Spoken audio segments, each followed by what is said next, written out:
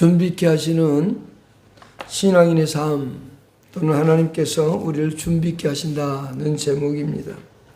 오늘 이제 3장으로 들어오면 나오미와 룻에겐 새로운 희망이 있었다라고 하는 것이 2장이었고 이제 3장으로 오면 그것을 행동으로 옮기는 모습을 보게 됩니다.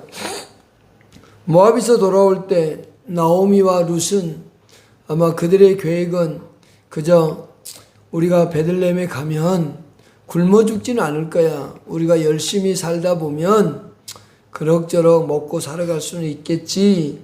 라는 그 정도의 희망을 가지고 아마 돌아왔을 겁니다. 최선을 살다 보면 생계 정도는 유지할 수 있지 않을까? 라는 기대감으로 이제 모압에서 베델로 올라왔다라고 볼 수 있겠습니다. 그러나 이제 와서 보니 그 하나님께서 행하시는 일들이 그 정도로 끝나는 게 아니라 우리의 가정을 회복하고 또 하나님께서 놀라운 일들을 계획하고 있음을 나오미와 룻은 알게 되었다는 거죠. 그래서 룻기서를 통해서 한 보잘것없는 과부가 새로운 남자를 만나 부유하고 능력 있는 남자를 만나 사랑하고 행복한 삶을 끝냈다. 이 정도로서의 끝나는 성경은 아닙니다. 그보다 더 위대한 룻기서의 모습을 보는데 이 룻기서를 통해서 우리에게 보여주고 싶은 것은 뭐냐면 예수 그리스도를 믿고 그분에 속한 사람들이 바로 그리스도와의 관계를 어떻게 연결해가고 맺어가는가, 그러면서 어떻게 그리스도 안에서 하나님의 백성다운 삶을 살아갈 수 있는가라고 하는 거죠.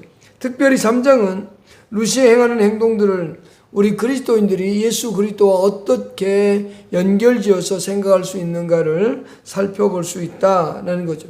룻이 행하는 행동들이 오늘 우리가 살아가는 이 세대 속에서 우리 성도들이 행하는 삶과 너무도 닮아있고 그것을 우리는 또 해야 된다라고 하는 거죠. 이 룻기서 2장에 보면 보아스가 귀한 음식들을 줘서 먹고 남았습니다. 그리고 그것을 어머니에게 가지고 와서 드렸고 또 열심히 일을 했더니 하루 만에 일주일치의 7일의 양식을 구할 수 있었습니다. 이것으로 만족했으면 더 이상의 얘기가 진전되지 않겠지만 여기서 끝나는 것이 아니라 좀 더 발전된 관계로 이어져 가고 있다는 거죠. 이 나오미와 룻에게 있어서 그 곡식 조금이 아니라 진정한 그 필요로 하는 것은 누구냐? 보아스 그 자체입니다. 보아스라고 하는 사람이 룻과 나오미에게는 필요한 겁니다. 그렇다면 오늘날 우리에게 필요한 건 도대체 누구겠는가라고 하는 거죠. 우리는 골로새서를 한번 보게 될 겁니다. 골로새 2장을 한번 찾아보십시다. 우리는 이 땅을 살아가면서 예수 그리스도께 주신 선물 그것만 받고 말 거냐? 그게 아니죠. 우리에게 필요한 것은 진정 필요한 것은 누구냐? 바로 예수 그리스도 그분이라는 사실입니다. 골로새 2장 1절부터 3절까지 한번 읽어보겠습니다. 같이 읽어보십시다. 내가 너희와 라오디게아에 있는 자들과 물은 내 육신의 얼굴을 보지 못한 자들을 위하여 얼마나 힘쓰는지를 너희가 알기를 원하노라. 이는 그들로 마음에 위안을 받고 사랑 안에서 연합하며 확실한 이해의 모든 풍성함과 하나님의 비밀인 그리스도를 깨닫게 하려 함이니. 자, 3절 시작. 그 안에는 지혜와 지식의 모든 보화가 감춰져 있다라고 합니다. 그 안이라는 건 누굴까요? 예수 그리스도 안에 말입니다. 예수 그리스도 안에 바로 지혜와 지식의 모든 보화가 감춰져 있다. 예수 그리스도가 우리에게는 필요한 겁니다. 그저 주시는 선물 조금 받고 마는 것이 아니라 예수 그리스도 그분이 우리 인생의 가장 중요한 분임을 잊어서는 안 되죠. 이 보아스가 바로 룻과 나오미에게서 가장 중요한 것처럼 말입니다. 보아스를 만나기 위해 이제 룻은 준비하는 게 몇 가지 있습니다. 5가지가 있는데 나오미가 그것을 5가지를 준비시키고 있다라는 거죠. 그러면서 마지막 5번째는 룻은 그 말씀대로 행동하기를 원한다라고 하는 겁니다. 그러면 나오미가 룻에게 보아스를 만날 채비를 하라고 이제 지시하는데 그 5가지 중에 첫 번째 보십시다. 3장 3절입니다. 우리는 오늘 3절을 중심으로 살펴볼 겁니다. 3절 시작. 그런즉 너는 목욕하고. 첫 번째 준비해야 될 건 뭐냐? 룻은 목욕을 했다는 겁니다. 다시 말하면 자신을 정결하게 했다는 겁니다. 유대인들은 어떤 의식을 행할 때는 자신을 정결하게 하는 것을 하나님께서 요구했습니다. 그리고 그 특별한 행사가 있거나 어떤 일들이 있을 때 분명하게 정결하게 하고 의복을 갈아입고 그 행사에 참여하고 하나님께 나아가기도 했습니다. 창세기 35장 1절을 보면 하나님께서 야곱에게 말씀하고 있는데 제가 읽어보겠습니다. 하나님이 야곱에게 이르시되 일어나 베델로 올라가서 거기 거주하며 내가 내 형 에서의 낯을 피하여 도망하던 때에 나타났던 하나님께 거기서 제단을 쌓으라 하신지라.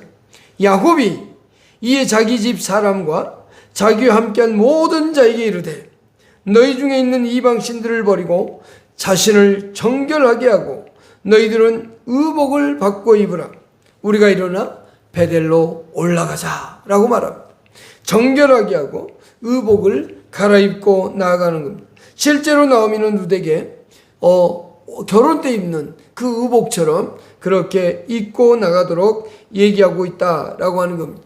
우리가 하나님과 관계 속에서 더욱더 하나님과 친밀한 관계를 유지하고자 한다면 이 룻이 보아스를 만나기 위해 나가기 전에 먼저 자신을 정결하게 하는 행위를 했던 것처럼 우리도 하나님께 나아가고자 한다면 우리는 더 깊은 관계로 들어가야 되겠죠. 사도 바울은 고린도후서 7장 1절에서 말씀한 내용이 있는데 우리 한번 살펴볼까요? 찾아보겠습니다. 고린도후서 7장 1절입니다. 사도 바울이 우리가 주님과 함께 더 깊은 교제를 하기를 원하실 때 무엇을 하기를 원하시느냐라는 거죠. 7장 1절입니다. 같이 읽겠습니다. 그런즉 사랑하는 자들아 이 약속을 가진 우리는 하나님을 두려워하는 가운데서 거룩함을 온전히 이루어 육과 영의 온갖 더러운 것에서 자신을 깨끗하게 하자. 우리 자신을 깨끗하게 하기를 원하시는 겁니다. 그런데 우리는 이 세상을 살아가면서 죄를 범하고 살아갑니다. 언제나 우리는 깨끗하고 의롭게만 살 수는 없습니다. 우리는 하나님과의 관계 속에서 하나님의 뜻대로 살지 못하고 하나님의 뜻에 미치지 못하고 때로는 하나님이 싫어하는 것들을 행할 때도 있습니다. 그럴 때마다 우리가 해야 되는 건 뭐냐라는 거죠. 시편 51편 2절 7절을 우리 한번 살펴보도록 하겠습니다. 제가 읽어보겠습니다. 나의 죄악을 맑게 씻으시며 나의 죄를 깨끗이 제하소서. 7절에 우슬초로 나를 정결하게 하소서. 내가 정하리다. 나의 죄를 씻어주소서. 우리는 하나님 앞에 죄를 지을 때마다 뭘 해야 되느냐? 하나님, 내 죄를 용서해 주십시오. 내 죄를 씻어 주십시오. 하며 돌아서는 것이 중요합니다. 요한일서 1장 8절과 9절을 찾아서 읽어보겠습니다. 우리는 사람들이 말합니다. 나는 죄 안 짓는다고, 나는 의로운 자라고 늘 얘기하고 그렇게 자신만만해 살지만 우리 자신들은 한번 되돌아 보아야 됩니다. 요한일서 1장 8절과 9절 한번 읽어보십시다. 시작. 8절부터입니다. 만일 우리가 죄 없다고 말하면 스스로 속이고 또 진리가 우리 속에 있지 아니할 것이요 만일 우리가 우리 죄를 자백하면 그는 미쁘시고 의로우사 우리 죄를 사하시며 우리를 모든 불의에서 깨끗게 하실 것이다. 우리는 우리 자신을 더럽히는 그리고 하나님을 슬프게 하는 죄로부터 멀리 해야 됩니다.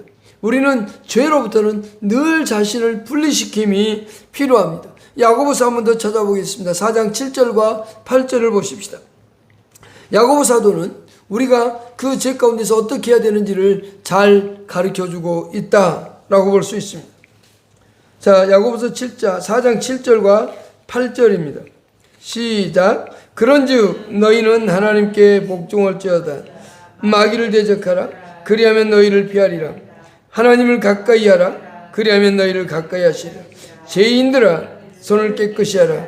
두 마음을 품은 자들아 마음을 성결하게 하라. 우리는 하나님 앞에서 우리 자신들을 깨끗하게 함이 절대적으로 필요하다라는 거죠. 구약의 제사장들을 한번 생각해 보십시다. 제사장들은 하나님 앞에 나아갈 때 부정한 모습으로 나아가면 안 됩니다. 언제나 정결하고 깨끗한 모습으로 나아가야 됩니다. 또한 시편 15편과 24편에서 우리 하나님의 백성들이 하나님 앞에 나아갈 때 어떻게 나아가야 되는지, 자신을 얼마나 정결하게 해야 되는지를 너무도 잘 가르쳐주고 있습니다. 우리는 하나님 앞에 나올 때 과연 얼마나 깨끗이 거룩한 자의 삶의 모습으로 나아가고 있는가를 살펴야 된다는 거죠. 자, 다시 룻기서 3장으로 다시 돌아가서 두 번째 룻이 준비한 것이 무엇인가 보십시다. 룻기서 3장 3절에 같이 읽겠습니다. 그런즉 너는 목욕하고 기름을 바르고, 두 번째 준비한 건 뭡니까? 기름을 발랐다라고 하는 거죠. 신부는 신랑으로 하여금 그녀에 가까이 있게 하고 그녀의 신부가 신랑의 마음을 사로잡기 위해서 하는 것 중에 하나가 뭐냐면 향기로운 기름을 바르는 겁니다. 특히 아가서에 잘 나와 있습니다. 아가서 1장 3절 그리고 12절로 14절 4장 11절로 16절에 보면 신부는 아름답게 기름을 발라서 향이 나게 하고 신랑을 맞이합니다. 그렇다면 여기서 기름을 발랐다는 것을 그 보아스 앞에 나아갈 때 향기로운 모습, 향기를 가지고 나아가고자 했다라고 볼 수 있는데, 이것은 오늘날 우리 성도들이 무엇과도 같으냐? 성령의 기름 부으심을 받았다라고 하는 것을 볼 수 있습니다. 여기서 기름을 바른다는 것은 우리 삶 속에 거하시며 역사하시는 성령의 역사심이라고 볼 수 있습니다. 모든 성도들은 성령의 기름 부음을 받았다고 성경은 말합니다. 요한일서 2장 20절을 한번 보십시다. 우리에게 성령의 기름 부음을 부어주셨다라고 성경은 말합니다. 요한일서 2장 20절입니다. 너희는 거룩하신 자에게서, 자, 다 같이 읽어보십시다. 요한일서 2장 20절입니다. 시작. 너희는 거룩하신 자에게서 기름 부음을 받고 모든 것을 아느니라. 27절에 너희는 주께 받은 바 기름 부음이 너희 안에 거하나니 라고 되어 있습니다. 우리 그리스도인들은 하나님 앞에서 기름 부음을 받은 자들입니다. 성령의 역사가 우리 가운데 있는 사람들입니다. 그렇다고 한다면 우리가 예수 그리스도를 닮아가야 된다는 것은 말로 표현하지 않아도 누구나 다 아는 사실입니다. 그리스도인들이라면 예수 그리스도를 닮고 예수 그리스도와 함께 살아가는 것, 그것은 당연한 겁니다. 성경은 우리에게 뭐라고 말하냐면 하나님 앞에서 우리가 그리스도의 향기들이라고 말합니다. 고린도후서 2장 15절을 찾아서 읽어보십시다. 고린도후서 2장 15절에 우리가 그리스도의 향기라고 말할 수 있습니다. 2장 15절입니다. 우리는 구원받은 자들에게나, 자, 같이 한번 읽어보겠습니다. 시작. 우리는 구원받은 자들에게나 망하는 자들에게나 하나님 앞에서 그리스도의 향기다 라고 할 수 있죠. 제가 아는 목사님이 있습니다. 그 목사님이 머리를 자르러 미용실을 가는데 그는 늘 가서 조용히 말없이, 그리고 원장님이 몇 마디 물어보면 그저 대답해 주는 정도의 얘기뿐이었습니다. 그런데 가서 가만히 앉아서 기다리다 보면 때로는 긴 시간을 기다릴 때도 있습니다. 그런데 묵묵히 책을 보면서 기다렸어요. 그런데 세 번째 갔을 때 그 원장님이 그렇게 말을 했답니다. 그 아내에게 혹시 남편분 직업이 목사님 아니십니까? 라고 물었다죠. 그랬더니 그 부인이 네 맞습니다. 그리고 조용히 또 얘기해 줬다죠. 말하지 않아도 그에게서 드러나는 것은 뭡니까? 예수님의 향기, 예수님을 닮은 사람, 누군가하고는 좀 더 다른 삶의 모습, 그저 말하지 않고 있을 뿐인데도 그런 모습을 보인다는 것, 그것이 바로 그리스도의 향기인 겁니다. 우리는 예수 그리스도를 닮아가며 갈수록 하나님께서 우리를 기뻐하신다는 사실을 우리는 잊어서는 안 됩니다. 오늘날 교회에 가장 큰 문제가 하나 있다면 그것은 예수 그리스도를 닮아가거나 또는 성령의 기름 부음의 역사를 통해서 일하는 것이 아니라 자신들이 가지고 있는 재능, 자신들이 가지고 있는 인간적인 노력과 재능과 물질적인 것으로 모든 것을 해결하려고 한다는 데 문제가 있는 겁니다. 그러나 우리는 기억해야 됩니다. 예수님은 이 지상에서 사역하실 동안 성령에 의해서 사역을 하셨습니다. 성령의 인도하심을 받고 성령의 기름 부음을 받고 그도 사역했다고 누가복음 4장 16절로 19절에 말씀하고 있는데, 이는 이사야 61장 1절로 2절을 인용하시면서 말씀하셨습니다. 해당해서 성경을 읽으시면서 그 말씀이 곧 자신에게 이루어졌다 그렇게 말씀하면서 성령이 자기에게 부어졌고 그러므로 가난한 자에게 복음이 증거된다고 말씀을 하셨습니다. 그렇다면 예수 그리스도께서 하나님의 아들이시면서 그 하나님의 아들이신 예수 그리스도도 성령의 능력에 의해서 사역을 했다면 오늘날 우리의 삶은 어때야 되겠는가? 우리들은 더욱더 성령에 의존하고 성령과 함께하면서 살아가는 삶의 모습이 저와 여러분 속에 있어야만 된다는 것을 누구보다도 귀하게 알고 여겨야 된다라는 것을 잊어버리지 않기를 바랍니다. 세 번째 보십시다. 룻기서 3장 3절의 세 번째입니다. 기름을 바르고 그 다음에 뭘 하죠? 자, 의복을 입고 라고 말하죠. 세 번째 한 것은, 준비한 것은 뭐냐? 의복을 갈아입었다는 것입니다. 룻은 슬픔의 옷 대신 슬픔의 옷인 가부였기 때문에 유대인들은 가부가 되면 가부의 옷을 입어야 됩니다. 몸을 파는 여자는 또 몸을 파는 여자로서의 의복을 갖춰야 됩니다. 그런데 여기에 룻은 이제 가부의 옷을 벗고 무슨 옷으로 갈아입을까요? 신부의 옷으로 갈아입은 겁니다. 오늘 우리 성도들도 그렇게 살아야 됩니다. 우리 이사야서 6장을 한번 보십시다. 이사야서 61장을 보겠습니다. 이사야서 61장입니다. 이사야서 61장을 한번 보십시다.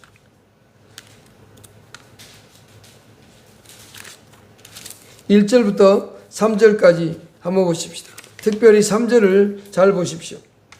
주 여호와의 영이 내게 내리셨으니 이는 여호와께서 내게 기름을 부으사 가난한 자에게 아름다운 소식을 전하게 하려 하심이라.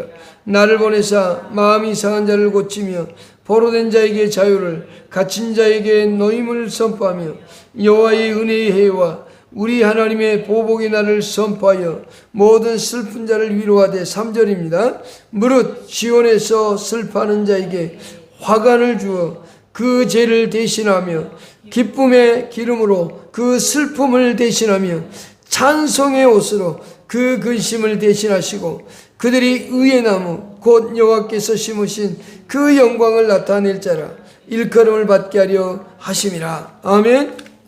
바로 이 룻은 가부였던 그 슬픔의 옷을 벗고 이제는 기쁨의 옷을 갈아입었다라고 하는 것을 볼 수 있습니다.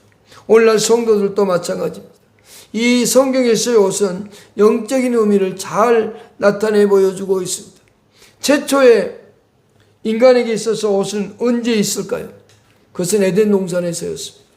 아담과 하와가 타락하고 범죄했을 때 그들은 자신의 부족과 부끄러운 부분을 가리기 위해서 무화과 잎으로 자신들을 가렸습니다. 그러나 얼마 가지 않아 그것은 말라서 시들어졌고 그래서 자신들의 그 치부가 드러난 것을 하나님께서 동물을 잡아서 가죽옷을 지어 입혀주셨습니다.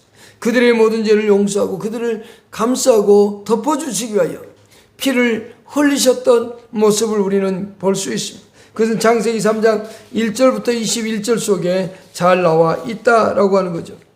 예수 그리스도를 통해서 우리의 죄를 용서하신 하나님께서 또한 우리도 덮으시는 분임을 보여주고자 했던 겁니다. 아담과 하와의 죄를 덮어주시는 하나님의 사랑의 모습을 볼 수 있죠. 특별히 유대인들 가운데 제사장들은 아주 특별한 예복을 입었습니다. 출애굽기 28장에 보면 제사장들의 옷에 대하여 나옵니다. 두껍고 두텁고 또 무겁습니다. 그들은 특별한 옷으로서 입고 제사장의 사역을 감당했다라고 하는 거죠.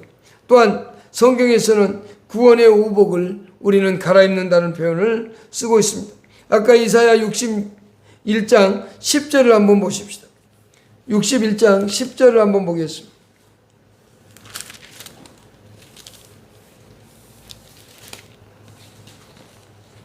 다 같이 읽겠습니다. 시작. 내가 여호와로 말미암아 크게 기뻐하며 내 영혼이 나의 하나님으로 말미암아 즐거워하리니 이는 그가 구원의 옷을 내게 입히시며 공의의 겉옷을 내게 더하시니 신랑이 사모를 쓰며 신부가 자기 보석으로 단장함 같게 하셨음이니라 라고 얘기합니다.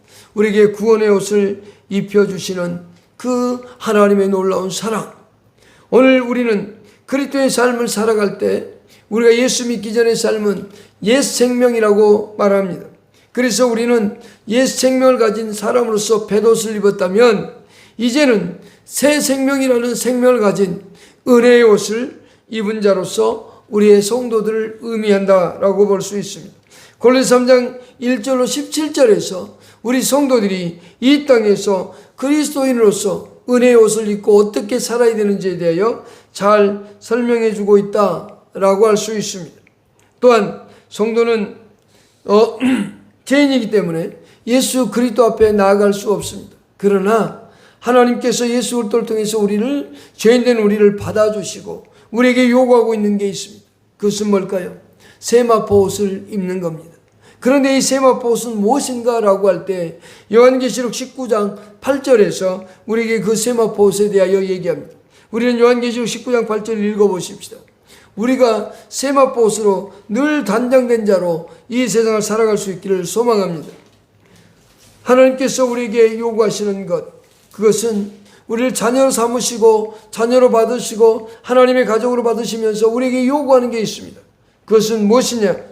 바로 깨끗한 세마포 옷을 입기를 원합니다. 계시록 19장 8절입니다. 그에게 깨끗한 세마포 옷을 입도록 허락하셨으니 요한계시록 19장 8절입니다. 다 같이요. 시작. 이게 깨끗한 옷을 입도록 허락하셨으니 이 세마포 옷은 옳은 행실이라. 그러니까 우리가 하나님 앞에서 깨끗한 세마포 옷을 입는 것은 우리의 삶이 어때야 되는지를 잘 가르쳐주고 있습니다. 우리는 예수 그리스도로 말미암아서 의롭게 된 자입니다.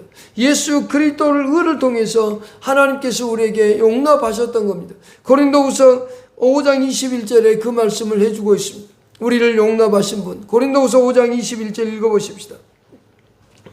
고린도후서 5장 21절입니다.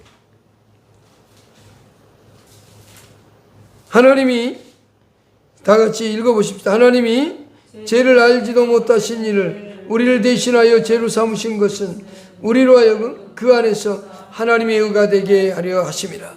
하나님께서 우리를 예수 그리스도를 통해서 의롭게 만들어 주셨습니다. 그렇다면 우리는 이 땅을 살아갈 때 어떻게 살아야 되느냐? 깨끗하고 옳은 행실을 통해서 하나님께 영광을 돌리는 사람이 되어야 됩니다. 그렇기 위해서 더욱더 하나님과 깊은 교제를 원한다면 솔로몬은 전도서를 통해서 우리에게 어떻게 해야 되는지를 가르쳐 주었습니다. 전도서 9장 8절을 찾아서 읽어보십시다. 전도서 9장 8절에 이렇게 말하고 있습니다. 자, 전도서입니다. 9장 8절 시작요. 내 의복을 항상 희귀하며 내 머리에 향기름을 그치지 아니하도록 할지니라. 우리가 항상 의롭게 살고자 하는 삶의 모습을 갖추도록 말하고 있다라고 하는 거죠. 다시 이제 네 번째 보십시다. 네 번째 룻기서 보십시다. 3장 3절과 4절을 보십시다. 4절까지 이제 읽어보겠습니다. 시작. 그런즉 너는 목욕하고 기름을 바르고 의복을 입고 타작마당에 내려가서 그 사람이 먹고 마시기를 다하기까지는 그에게 보이지 말고 그가 누울 때에 너는 그가 눕는 곳을 알았다가 들어가서 그의 발치 이불을 들고 거기 누우라. 그가 내 할 일을 내게 알게 하리라. 아니, 룻의 입장에서 보면 어머니 저 그건 못하겠는데요 라고 할 수도 있겠죠. 그러나 미래를 위해서 해야 됨을 보여주고 있습니다. 친족 보아스에게 룻의 의도 그리고 원하는 게 무엇인지를 확실하게 보여줄 수 있는 방법, 그리고 그것이 지금 이렇게 행하는 일만이 유일하게 그 보아스에게 보여줄 수 있는 행동임을 나오미는 누구보다도 잘 알고 있었습니다. 율법의 근거에서 나오미는 그렇게 지시하고 있다. 이 나오미의 지시는 지혜롭고 당연한 것이다 라고 볼 수 있습니다.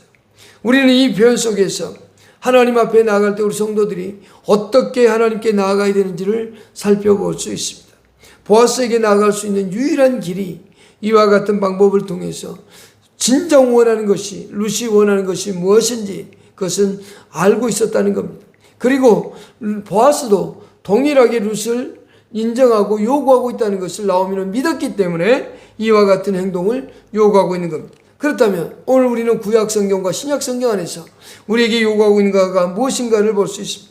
구약의 제사장들은 하나님께 접근하는 방법에 대해서, 나가는 방법에 대해서 너무도 잘 알고 있었습니다. 왜냐하면 하나님께서는 율법을 통해서 제사장들이 하나님께 나갈 때 어떻게 해야 되는지를 잘 가르쳐주고 있기 때문에 그렇습니다. 그러나 레위기 10장에 보면 아론의 두 아들은 하나님이 원하는 방법으로 나가지 않다가 결국은 멸망하게 되고 죽게 된다는 것을 볼 수 있죠. 구약의 제사장들 하나님 앞에 나아갈 때 하나님이 정하신 법도를 따라서 나아갔다라는 겁니다. 오늘날 우리 성도들도 마찬가지입니다. 하나님의 말씀을 통해서 하나님이 요구하는 것이 무엇인지를 정확하게 깨닫고 하나님 앞에 나아가야 된다라고 하는 겁니다. 그 이유는 왜 그럴까요? 하나님이 지정해 주신 방법이 있기 때문입니다. 그것은 우리 인간이 바꿔놓을 수는 없습니다. 하나님이 지정하신 그 방법을 따라서 우리는 하나님 앞에 나아가야 됩니다. 성도들이 하나님 앞에 나아가서 교제를 원한다면 히브리서 10장 19절로 25절에서 하나님이 규칙을 정해놨습니다. 예수 그리스도를 힘입어 하나님 앞에 당당하게 나아갈 것을 히브리서 10장 19절로 25절에서 말씀합니다. 또한 예배를 드릴 때도 하나님께서는 우리에게 정해놓은 규칙이 있습니다. 그것은 영과 진리라는 법칙입니다. 우리가 요한복음 4장 24절 너무도 잘 압니다. 하나님은 영이시니 예배하는 자가 영과 진리로 예배할지니라. 거기에 영과 진리라는 것은 성령의 인도하심 아래서 그 진리대로라는 뜻입니다. 성령의 인도 아래서 진리대로 하나님을 예배해야 된다는 겁니다. 우리가 하나님께 예배할 때에 우리 마음대로 예배하는 게 아니라 하나님이 원하는 방식을 따라서 예배해야 됨을 알려주고 있죠. 나오미는 룻에게 힘든 방법이지만 그 방법을 통해서 나아가라고 요구하고 있습니다. 그때 룻은 5절에서 순종할 것을 약속합니다. 순종을 준비합니다. 5절 보십시다. 5절 같이 읽겠습니다. 시작. 룻이 시어머니에게 이르되 어머니의 말씀대로 내가 다 행하리다. 어머니가 말씀하신 대로 내가 다 행하리다 라고 말이죠. 요한복음 7장 17절에서 예수님이 이렇게 말씀하셨습니다.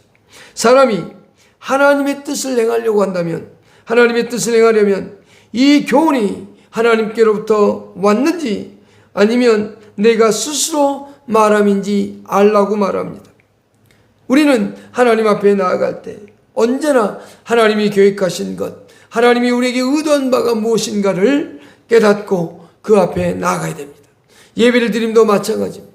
하나님이 지정해 놓으신 법칙을 따라서 그 원리를 따라서 우리는 하나님께 나아가야 되는 겁니다. 이 나오미는 룻에게 그렇게 방법들을 제시해 줄 때 룻은 네 그렇게 다 행하겠습니다. 노아에게 방주를 지으라고 할 때 하나님께서 제시한 명령대로 행하셨다. 모세에게 성막을 지으라고 할 때 모세가 하나님의 명령대로 행하였다. 믿음의 사람들은 다 성경에 지시한 대로 명령한 대로 행했다고 말합니다. 그렇습니다.